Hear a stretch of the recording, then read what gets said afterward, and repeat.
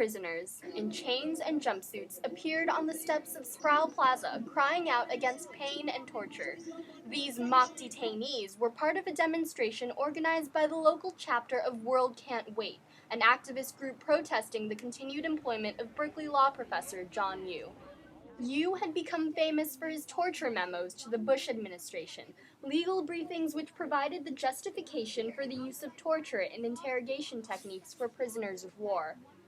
Because of these contentious memos, activists have repeatedly tried to oust Yoo out of his current position as Berkeley law professor. On the first day of the new fall semester, John Yoo had become the target of a much more forceful protest.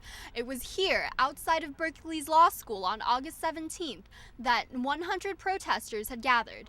And inside, where John Yoo was supposed to hold class in room 105, 75 more had congregated. When local police arrived on the scene, they threatened to arrest those gathered and then proceeded to take 4 people into custody. The first day of their trial was scheduled for this past Wednesday, but was later canceled.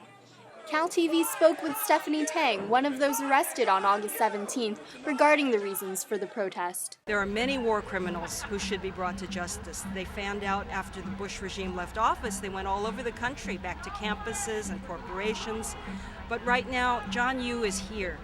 John Yoo was responsible for crafting the legal definition of torture that enabled the Bush regime to torture people. We also spoke with other individuals, asking them to share their views regarding the protests. So John Yoo's work is not something that's just academic freedom. John Yoo's work directly led to warrantless wiretapping occurring in this country in violation of the United States Constitution. As a student here, I think it's outrageous, unethical, and frankly embarrassing. And even if they weren't involved in the protests, students on the Berkeley campus also had strong opinions regarding Yoo's past actions and his current employment. Unless he's actually broken some law or committed some crime, which has not been established yet, there's really not much I think the administration can do. Actually, I have his class.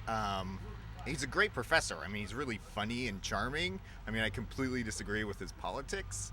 But, I think it's a unique opportunity that Berkeley gives us to have such a diverse faculty, and I think it's important for a law school. He has not been officially charged with any crime or anything like that. All that's in there is, all that they have against him are some memos, and until the process moves along further, I don't think that the administration should really, rush to judgment and get involved. Despite the vocal opinions, the administration has chosen to remain silent, while the dean of Berkeley's law school, Christopher Eadley, has publicly defended the employment of Professor Yoo. Yoo himself has declined interviews with Cal TV. Moral, legal, and educational obligations of those teaching in higher education are not new, but how Berkeley chooses to handle this particular situation still remains to be seen. From Berkeley, reporting for Cal TV, this is Reena Flores.